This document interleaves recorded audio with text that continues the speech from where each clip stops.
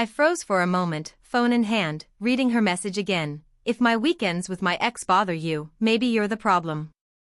It felt like a punch to the gut, a mix of disbelief, anger, and bitter irony. I had trusted her completely, believed in our marriage, and now she was casually dismissing my feelings as if they were the issue. My mind raced. How had it come to this? It started subtly. She claimed her friendship with her ex was harmless, just two people catching up over drinks or watching movies, nothing more. At first, I told myself it was fine, that trust was the foundation of marriage. But slowly, the unease grew. Her weekend disappearances, the sudden secrecy, the subtle defensiveness when I asked questions, it all stacked up like bricks I couldn't ignore. I tried to express my discomfort gently. I don't mind you having friends, I said. But there's something about your weekends with him that, it bothers me. I don't know why exactly, but it does. Her reply that evening made my blood run cold. If it bothers you, maybe you're the problem. Maybe it's insecurity. Maybe you should rethink why you feel this way.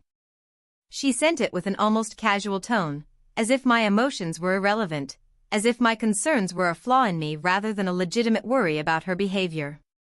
For a few days, I was stunned. I wanted to shout, to argue, to demand clarity.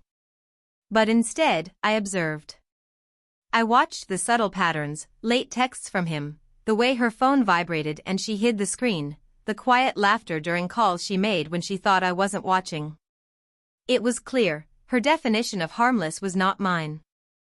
And in that moment, I realized that ignoring my instincts would only hurt me further. So, I took a step back. I stopped reacting immediately, stopped pleading for attention or explanations.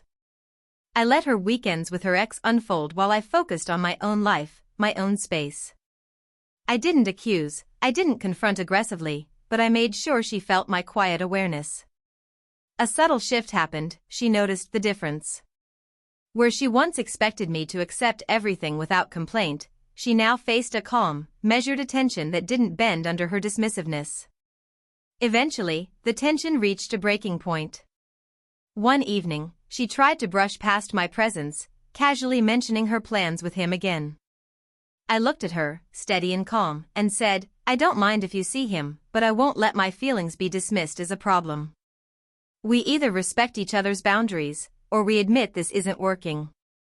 Her jaw tightened. For the first time, she looked uncertain. The casual confidence in her dismissal faltered. She realized that calling me the problem didn't erase my right to honesty, my right to feel uncomfortable, my right to protect the integrity of our relationship. The silent shock in her eyes spoke louder than any argument I could have had. It wasn't drama, it wasn't vengeance, it was simple clarity. By staying calm, by asserting my perspective without anger, I shifted the balance. She could no longer dismiss me. She had underestimated me, thought I would quietly accept being told my feelings were a flaw. But I had shown her that trust is mutual, and that respect cannot be replaced by clever words or manipulative claims. After that, things changed. The casual arrogance faded. Conversations about boundaries became genuine, honest discussions rather than accusations and dismissals. She realized that calling me the problem was a mistake, not because she felt guilty immediately, but because I refused to be silenced, refused to be erased. Sometimes, the most powerful reaction isn't anger or confrontation. Sometimes, it's calmness, observation, and quiet assertion. My wife thought she could dismiss my feelings, but I taught her that respect isn't optional. Boundaries matter.